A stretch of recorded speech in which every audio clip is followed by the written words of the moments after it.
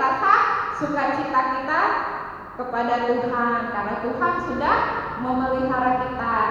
Lalu seundang adik-adik bangkit berdiri, kita akan memuji Tuhan dengan Mas Sekolah Minggu. Kita nyanyi dengan semangat ya.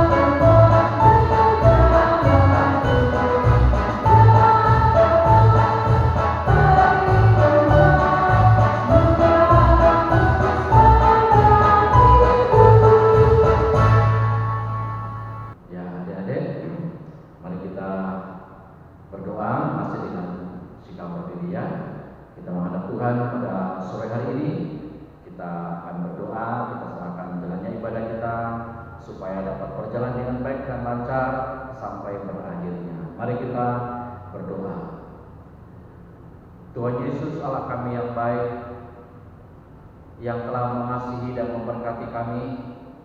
Satu minggu sudah kami lalui bersama-sama. Kami yang sekolah, orang tua kami yang bekerja, sampai pada hari ini ya Tuhan, kami kembali bersama-sama akan melaksanakan ibadah sekolah minggu, yang walaupun kami di rumah kami masing-masing, tapi kami bersukacita, kami bersyukur waktu dan kesempatan Tuhan berikan kepada kami bersama-sama memuji nama Tuhan, bahkan mendengarkan firman-Mu, memberikan persembahan ungkapan syukur kami kepada Tuhan. Dan pada sore hari ini kami akan berdoa menyerahkan untuk rasul-rasul yang pada saat ini sedang melayani. Kami berdoa kiranya Tuhan memberkati, biarlah mereka dapat melayani dengan baik. Kami juga berdoa menyerahkan untuk seluruh kami sebagai anak-anak sekolah minggu yang saat ini berada di rumah kami masing-masing. Kami percaya Tuhan selalu berserta dengan kami, dan biarlah melalui ibadah kami nama Tuhan dipermuliakan. Dan adik-adik boleh terkasih dalam nama Tuhan, terimalah berkat Tuhan. Kasih karunia dan damai sejahtera dari Allah Bapa, anugerah keselamatan dari Tuhan kita Yesus Kristus yang telah menyelamatkan kita, penyertaan, urapan, kuasa daripada Allah Roh Kudus akan menyertai ibadah kita dari awal, pertengahan, sampai berakhirnya. Haleluya, amin. Nah, adik-adik, di masa pandemi ini, mewabahnya virus corona, semua aktivitas kita dilakukan di mana, Rosa? Di rumah. Di rumah. Iya, kita juga harus apa, Rosa? Menjaga kebersihan dengan apa? Mencuci tangan. Terus kalau misalnya keadaan mendesak harus keluar rumah, kita harus pakai masker. Nah, tapi sebelum kita melakukan aktivitas kita, dari sesudah kita bangun tidur, kita harus apa, Rosa? Berdoa. Iya, kita berdoa supaya Tuhan terus memelihara kita, melindungi kita. Nah, Tuhan itu penuh kasih. Kita harus mengasihi Tuhan juga kepada sesama kita, seperti yang Tuhan sudah ajarkan di dalam hukum kasih. Kita memuji Tuhan, dengan pujian kasih.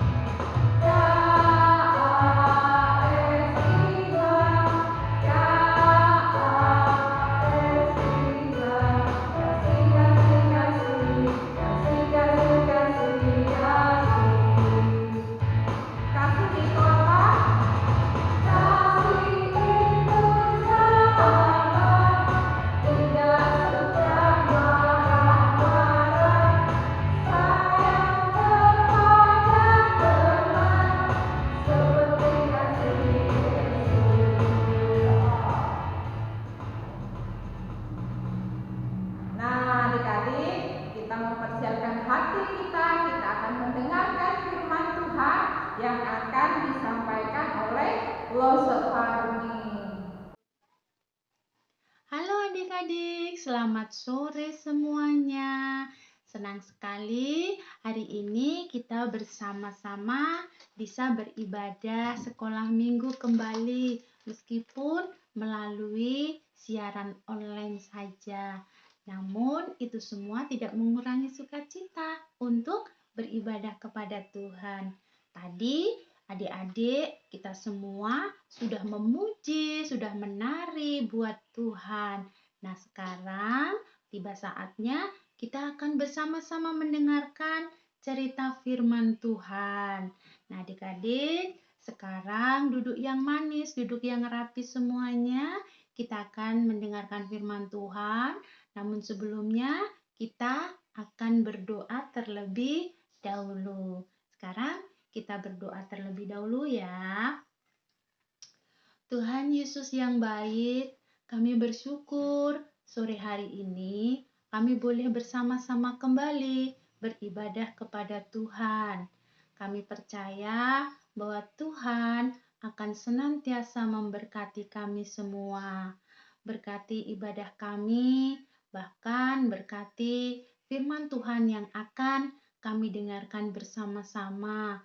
Biarlah firman-Mu Tuhan senantiasa menjadi kekuatan bagi kami semua. Berkati Lose yang akan menyampaikannya, biarlah apa yang akan disampaikannya hanya seturut dengan kehendak Tuhan. Terima kasih Tuhan, ini doa kami. Dalam nama Tuhan Yesus kami sudah berdoa. Amin. Nah, sekarang kita akan mendengarkan firman Tuhan. Untuk kakak-kakak di kelas Pratama dan kelas Madya bisa mempersiapkan Alkitabnya dan juga bisa membukanya untuk nats kita, cerita kita pada sore hari ini. Cerita kita sore hari ini terambil dari kitab 2 Raja-Raja pasal yang keempat, ayat yang pertama sampai dengan ayat yang ketujuh. Jadi kakak-kakak Pratama dan Madya bisa membukanya, bisa membacanya sambil nanti mendengarkan cerita firman Tuhan yang akan disampaikan. Nah, tema kita pada sore hari ini adalah, adik-adik boleh catat ya, temanya adalah mempercayai Allah ketika aku berkekurangan. Sekali lagi, mempercayai Allah ketika aku berkekurangan. Adik-adik, sore hari ini kita akan belajar firman Tuhan dengan tema mempercayai Allah ketika aku berkekurangan. Dan kita akan mendengarkan cerita firman Tuhan hari ini melalui cerita Nabi Elisa dan minyak seorang janda. Pada zaman Alkitab, pohon zaitun tumbuh di mana-mana di negeri Palestina dan buahnya dipanen pada akhir tahun. Buah zaitun diremukkan untuk menghasilkan minyak yang baik. Pada zaman Alkitab, orang-orang menggunakan minyak zaitun untuk mempersiapkan setiap masakan, untuk mengolah setiap masakan. Jadi, masak apapun menggunakan minyak zaitun. Namun, kegunaan minyak zaitun juga untuk hal yang lainnya. Minyak zaitun bisa dipakai untuk menjadi minyak sebagai penerangan, ya. Minyak zaitun juga bisa dipakai untuk mengobati luka gores yang ada di kulit kita. Kemudian, minyak zaitun juga berguna untuk membuat kulit kita tetap halus seperti lotion tangan yang digunakan saat ini. Nah, sesungguhnya pada zaman Alkitab dulu, minyak zaitun ini sangat bernilai adik-adik dan bahkan bisa digunakan sebagai uang. Sebagian orang menukarkan minyak zaitun untuk hal-hal yang mereka butuhkan. Mereka bisa tukarkan dengan makanan, mereka bisa tukarkan dengan pakaian. Pokoknya minyak zaitun bisa dipakai untuk menjadi memenuhi kebutuhan mereka. Nah, memiliki minyak zaitun itu merupakan kebahagiaan dan berkat karena semuanya itu merupakan bagian yang begitu penting dan bermanfaat bagi kehidupan mereka orang-orang pada zaman Alkitab. Nah, hari ini kita akan belajar dari firman Allah dan akan menemukan dari firman Tuhan bahwa dahulu ada seorang janda yang hanya memiliki sedikit minyak zaitun yang tersisa dan juga bagaimana Allah memenuhi kebutuhannya melalui mujizat yang luar biasa tersebut. Nah, kita juga akan menemukan bahwa Allah berjanji untuk memakai kekayaannya di dalam Yesus Kristus untuk memberikan kepada kita segala sesuatu yang kita butuhkan. Suatu hari adik-adik, seorang janda tinggal dengan kedua anaknya. Suaminya sudah meninggal. Namun, ternyata suaminya ini meninggalkan banyak hutang di rentenir. Apa sih itu rentenir? Rentenir itu orang yang meminjamkan uang, tetapi dia meminta bunganya, meminta lebih gitu ya. Misalkan pinjam 10.000, nanti ngembalikannya 15.000 seperti itu.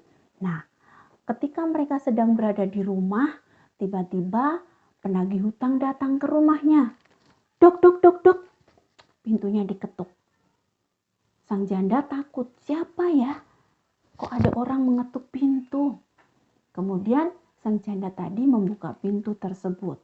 Ketika dibuka, ternyata penagih hutang tadi yang datang. Dia datang dan dia bertanya kepada ibu janda tadi, "Kamu harus membayar hutangmu. Suamimu banyak sekali memiliki hutang. Kamu harus membayarnya sekarang. Kalau kamu tidak bisa membayarnya, maka aku akan mengambil kedua anakmu itu untuk aku jual, dijadikan budak." Nah, ketika sang janda tadi mendengar penagih hutang itu berkata demikian, dia ketakutan. Dia sedih. Apa yang harus dia lakukan? Dia tidak punya apa-apa untuk membayar hutang. Dan hutangnya banyak sekali. Dia kasihan melihat kedua anaknya yang masih belum dewasa. Tetapi kalau nanti sampai diambil oleh penagih hutang ini, bagaimana nasib dia? Ibu janda tadi ketakutan. Ibu janda tadi sedih. Nah, dalam kesedihannya itu, dalam kesusahannya itu, akhirnya ibu janda ingat bahwa di situ ada Nabi Elisa. Ya, sang janda akhirnya pergi menemui Nabi Elisa tadi. Dalam keputusasaan, dalam kesedihannya, dia datang menemui Nabi Elisa untuk memohon pertolongan. Ketika dia bertemu dengan Nabi Elisa, dia berkata kepada Nabi Elisa, dia mengungkapkan segala permasalahannya. Dia berkata kepada Nabi Elisa, "Nabi Elisa, engkau tahu bahwa suamiku adalah orang yang taat dan takut pada Tuhan. Namun ketika dia mati, ketika dia meninggal, dia meninggalkan banyak hutang. Nah, sekarang datang penagih hutang datang ke rumah, dia menagih hutangnya pada saya. Tapi saya tidak bisa membayarnya karena saya tidak punya uang untuk membayarnya. Tapi penagih hutang tadi bilang, kalau aku tidak bisa membayar hutangku, maka penagih hutang tadi akan mengambil anak-anakku. bagaimana ini Nabi Elisa, tolonglah aku. Itu permintaan dari ibu janda tadi. Nah, ketika Elisa mendengar cerita dari ibu janda tadi, keluhan dari ibu janda tadi, dia akhirnya berkata kepada ibu janda tadi, "Kamu punya apa di rumah?" tanya Nabi Elisa. Ibu janda tadi menjawab, "Aku tidak punya apa-apa, kecuali sedikit minyak zaitun dalam buli-buli dan kedua anakku." Kemudian Nabi Elisa berkata sekali lagi kepada ibu janda, "Sekarang kamu pulanglah. Kumpulkan semua bejana-bejana yang kosong yang ada dalam rumahmu. Jangan yang hanya ada dalam rumahmu, tetapi pinjam juga ke tetangga-tetanggamu. Ingat, jangan hanya sedikit tapi yang banyak." Itu perintah dari Nabi Elisa. Ketika ibu janda tadi mendengar perintah dari Nabi Elisa, dia percaya bahwa Nabi Elisa akan menolongnya. Apa yang dikatakannya, ia akan mengikuti, dia akan menurutinya. Benar adik-adik, ibu janda tadi akhirnya pulang. Dia kumpulkan semua bejana-bejana yang kosong yang ada dalam rumahnya. Bahkan ia suruh anak-anaknya, bahkan dirinya sendiri ke tetangga-tetangga untuk meminjam bejana-bejana mereka yang kosong. Setelah terkumpul banyak, akhirnya Nabi Elisa menyuruh ibu janda tadi dan kedua anaknya untuk masuk ke dalam rumah dan menutup pintunya. Dan Nabi Elisa menyuruh agar ibu janda tadi menuangkan minyak zaitun ke dalam bejana-bejana yang kosong tadi. Benar adik-adik, ibu janda tadi sangat yakin dan percaya dengan apa yang dikatakan Nabi Elisa. Oleh karena itu, setiap yang dikatakan Nabi Elisa, ibu janda tadi melakukannya. Benar adik-adik, ketika minyak zaitun yang dimilikinya itu mulai dituangkan ke dalam bejana-bejana yang kosong tadi, ternyata minyak zaitun dalam buli-buli itu terus mengalir, tidak ada berhenti, tidak ada habis-habisnya. Padahal awalnya minyak zaitun tadi dikatakan hanya sedikit yang dimiliki oleh ibu janda tadi. Tapi ini terus mengalir dari buli-buli ibu janda tadi, memenuhi bejana-bejana yang kosong. 1 bejana penuh, 2 bejana penuh, 3 bejana penuh, demikian selanjutnya sampai bejana-bejana itu penuh semuanya. Dan ketika semua bejana-bejana itu sudah penuh dengan minyak zaitun, akhirnya minyak zaitun yang dari dalam buli-buli tadi berhenti mengalir. Sudah selesai di situ adik-adik, apa yang dilakukan ibu janda? Karena dia sangat bersuka cita, dia sangat senang sekali oleh pertolongan Nabi Elisa. Dia kembali menemui Nabi Elisa dan berkata kepada Nabi Elisa bahwa apa yang dikatakan, yang diperintahkan oleh Nabi Elisa sudah saya lakukan. Kemudian Nabi Elisa berkata kepada ibu janda tadi, "Nah, sekarang jualah minyak-minyak zaitun itu dan kumpulkan uangnya. Kalau uangnya sudah terkumpul, pakai uangnya untuk membayar hutang-hutangmu. Kemudian hiduplah dari sisa penjualan minyak itu." Benar adik-adik, ibu janda tadi menjual minyak zaitun yang sudah terkumpul tadi. Dia menjualnya dan dia mendapatkan uang yang banyak. Akhirnya dengan uang itu, ibu janda tadi bisa membayar hutangnya dan akhirnya mereka bisa hidup dengan tidak berkekurangan. Mereka berkecukupan, mereka tidak pernah kekurangan lagi. Jadi akhirnya mereka bisa hidup bahagia bersama dengan kedua anaknya dan penagih hutang sudah tidak ada lagi karena hutangnya sudah dibayar. Nah, dengan mukjizat yang luar biasa, Allah memenuhi kebutuhan ibu janda tadi, mencurahkan berkatnya kepada keluarganya. Sang janda tadi, ibu janda tadi percaya pada janji penyelamatan Allah, dan tentu saja Allah menepati firman-Nya melalui siapa? Melalui Nabi Elisa. Jadi Tuhan memakai Nabi Elisa untuk menyampaikan firman-Nya, untuk menyampaikan maksudnya kepada para umatnya.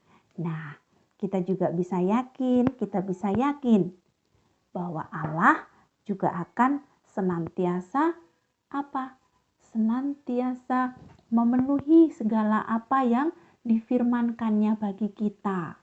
Ya, Tuhan akan senantiasa memenuhi segala keperluan umatnya. Tuhan akan senantiasa memenuhi segala keperluan kita di dalam Yesus Kristus.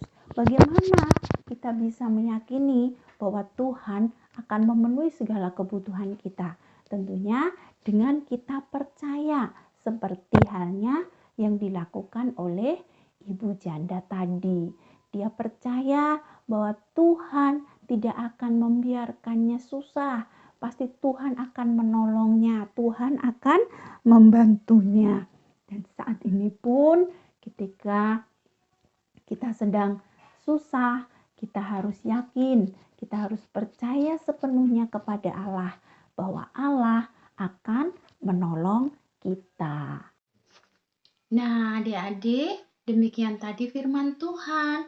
Nah, hal apa yang dapat kita pelajari dari firman Tuhan yang sudah kita dengarkan bersama-sama tadi? Iya, kita bisa belajar seperti halnya ibu janda tadi. Dia mempercayai selalu apa yang dikatakan oleh Nabi Elisa. Dan dia percaya bahwa apa yang dikatakan Nabi Elisa itu semua berasalnya dari Allah, berasal dari Tuhan, seperti yang dilakukan oleh ibu janda tadi. Jadi kita juga harus menaruh percaya kita sepenuhnya kepada Tuhan Yesus. Karena Tuhan Yesus itu menyampaikan firman-Nya, firman yang disampaikan itu adalah firman dari Bapa di surga. Jadi kita juga harus mempercayakan hidup kita sepenuhnya hanya kepada Tuhan saja. Ketika kita dalam keadaan kesusahan, ketika kita dalam keadaan apapun, kita harus senantiasa ingat kepada Allah Bapa di surga. Kita harus senantiasa mempercayai bahwa dalam keadaan apapun, Tuhan tidak akan pernah membiarkan kita sendiri. Tuhan tidak akan pernah membiarkan kita kekurangan. Tuhan tidak akan membiarkan kita selalu bersedih, tetapi Tuhan akan senantiasa mencukupkan apa yang menjadi kebutuhan kita. Kebutuhan kita Tuhan cukupkan melalui pekerjaan mama dan papa kita. Oleh karena itu, kita sebagai anak-anak selalu berdoa buat papa mama kita. Kiranya Tuhan terus memberikan papa mama kita kesehatan, kekuatan, sehingga mereka dapat bekerja dan mendapatkan berkat dari Tuhan. Segala berkat itu dapat kita gunakan untuk kebutuhan kita, untuk memuliakan nama Tuhan. Nah, demikian tadi firman Tuhan. Kita belajar dari firman Tuhan tadi. Kita ikuti teladan yang sudah diberikan oleh ibu janda. Senantiasa berharap kepada Tuhan dan percaya bahwa Tuhan tidak pernah meninggalkan kita. Tuhan akan senantiasa mencukupi segala kebutuhan kita, seperti yang terdapat di dalam firman Tuhan dalam Filipi 4 ayat 19. Nah, adik-adik, untuk kelas madya, kelas pratama, dan balita, jangan lupa nanti aktivitasnya dikerjakan ya. Dan seperti biasa, semua yang sudah mengerjakan, semua yang sudah melaporkan, nanti akan dapat hadiah dari losenya. Ingat ya, Nah, sekarang kita akan mengakhiri firman Tuhan dengan mengucap syukur kepada Tuhan. Kita berdoa bersama-sama, semua lipat tangan dan ikutilah berdoa semuanya ya. Mari kita berdoa. Tuhan Yesus yang baik, kami bersyukur kami boleh mendengarkan firman Tuhan. Kami juga bersyukur karena Tuhan tidak pernah membiarkan kami sendiri. Tuhan selalu mencukupkan segala kebutuhan kami. Terima kasih Tuhan Yesus untuk semua anugerah-Mu. Ini doa kami. Dalam nama Tuhan Yesus, kami sudah berdoa dan mengucap syukur. Amin. Baik, demikian tadi firman Tuhan. Selamat sore adik-adik. Ya adik-adik, kita sudah mendengarkan firman Tuhan yang telah disampaikan oleh Parmi. Biar itu menjadi pedoman dalam kita melakukan aktivitas kita menerapkannya di dalam kegiatan kita sehari-hari. Nah, kita akan memberikan persembahan kita sebagai tanda ucapan syukur kita buat Tuhan, karena Tuhan itu sudah baik, sudah menyertai kita. Kita akan memuji Tuhan dengan Tuhan Yesus baik, dan nanti persembahannya bisa dititipkan kepada mama papa pada saat pergi ke gereja hari Minggu. Yuk kakak Sela, kita memuji Tuhan dengan pujian Tuhan Yesus baik.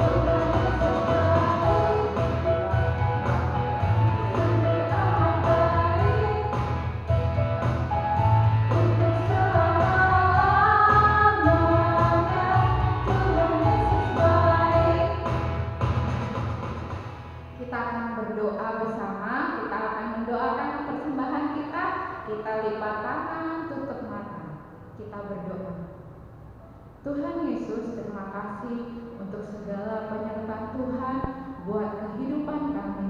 Di dalam kami boleh menjalani segala aktivitas kami, walaupun kami tidak bisa kemana-mana, kami cuma beraktivitas di rumah, tapi Tuhan selalu memberikan kami kekuatan, kesehatan, sehingga kami boleh melakukannya dengan baik di rumah. Ya Bapa dalam kerajaan surga, kami juga mau berdoa, menyerahkan persembahan yang sudah kami berikan buat Tuhan sebagai tanda ucapan syukur kami. Dan biarlah Tuhan memberkati persembahan ini agar dapat dipakai di dalam pekerjaan pelayanan Tuhan di sekolah minggu. Terima kasih Tuhan, kami serahkan kehidupan kami ke dalam tangan Tuhan. Biar Tuhan yang selalu menyertai kami semua. Dalam nama Tuhan Yesus kami sudah berdoa. Amin. Kita akan mengakhiri ibadah sekolah minggu pada sore hari ini, dan Lose undang adik-adik bangkit berdiri. Kita mau memuji Tuhan dengan pujian Kudaki Daki Daki.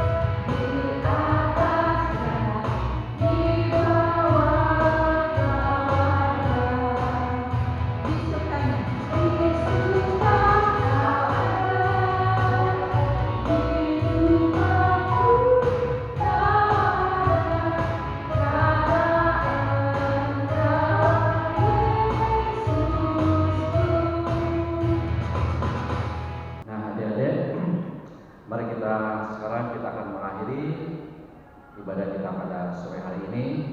Saya percaya bahwa apa yang telah kita dengar firman Tuhan pada sore hari ini, kita memuji Tuhan dan memberikan persembahan, semuanya adalah untuk kemuliaan bagi nama Tuhan. Masih dengan sikap berdiri, mari kita berdoa menutup ibadah kita pada sore hari ini. Terpujilah nama-Mu ya Tuhan Yesus, yang sangat baik memberkati kami sepanjang ibadah kami dari awal sampai berakhirnya, semuanya dapat berjalan dengan lancar.